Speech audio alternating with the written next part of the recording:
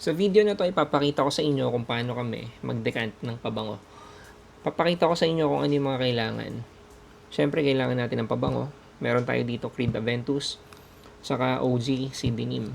Ito nga pala yung napanalunan nung sa raffle, yung recent raffle. Tig 10 ml. Ito yung 10 ml bottle natin. Glass bottle. Tapos, syringe. Kaka-open ko lang ng isang syringe. Papakita ko sana sa inyo kung paano buksan kasi kala ko meron siyang needle. Pero wala palang needle itong nabili ko. So, okay na. Kailangan natin ng decanting tool. May dalawang klase na ito eh. Ito yung isa, yung patusok. Meron yung isa bilog lang. So, tinatawag ko to na male. Yung isa tinatawag ko na female.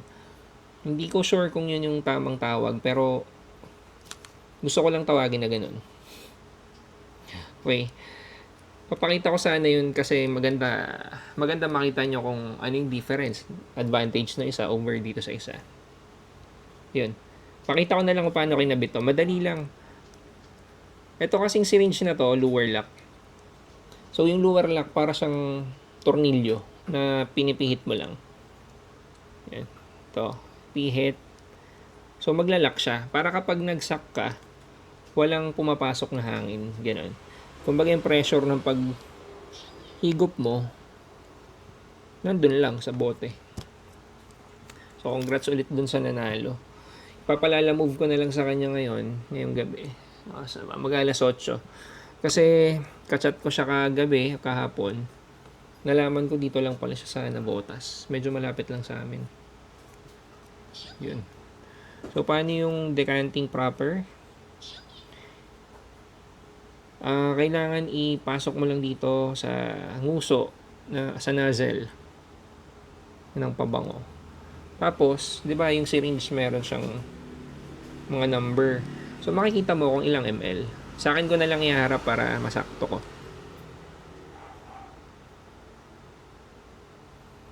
Ilalagay ko na lang sa description siguro yung links ulit ng mga ginamit ko dito. Kasi yung in-upload kong video before, nandun lahat ng links. Pero natabunan na yung video, so baka kailangan na ng update.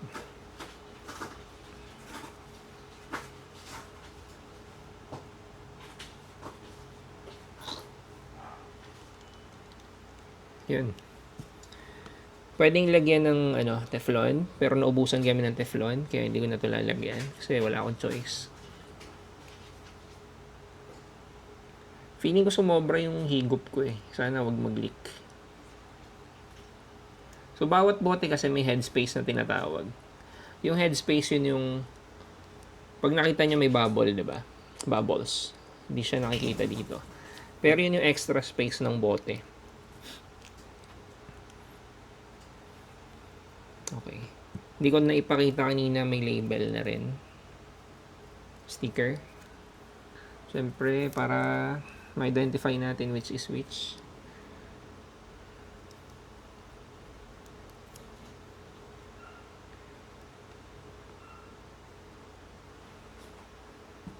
Okay. Next.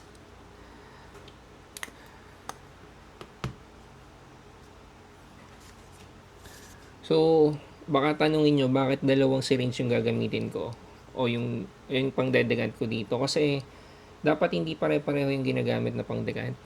So, kailangan nyo ng maraming syringe tsaka decanting tool. Isang advantage pala na itong decanting tool na to, pasok na pasok siya. Pasok na pasok. Swak siya. So, sakto. Diba? Kumbaga yung female na decanting tool, hindi naman uumra dito eh. Maliit lang pala tong isa kong syringe. So, magdadalawang higop tayo. 6 ml. So, same process.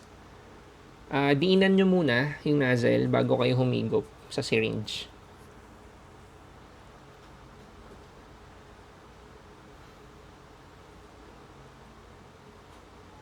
Okay, dalawang higop. Congrats ulit dun sa nanalo.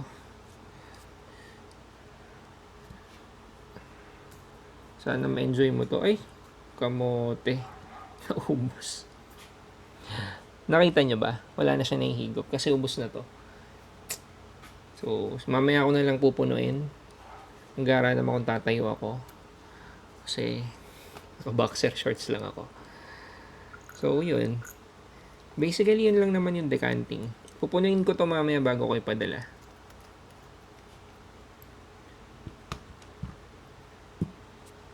So, magiging finished product natin. Ito na.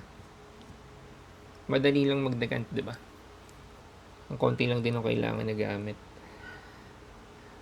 Yun, kung may tanong kayo tungkol sa decanting, lagay nyo na lang sa comment section. May mahaba akong video na ginawa nung November na nandito din sa Facebook. Feeling ko nandun na lahat ng sagot sa mga tanong nyo. Pero kung may tanong kayo, kung tinatamad kayong panoorin yun kasi mahaba, lagay nyo na lang dito sa comment section. Subukan ko sagutin. Yun lang. Congratulations ulit dun sa nanalo. End ko na tong video. Kuha akong bagong bote ng CD name. Tapos, papalala move ko na to dun sa nanalo. Congrats.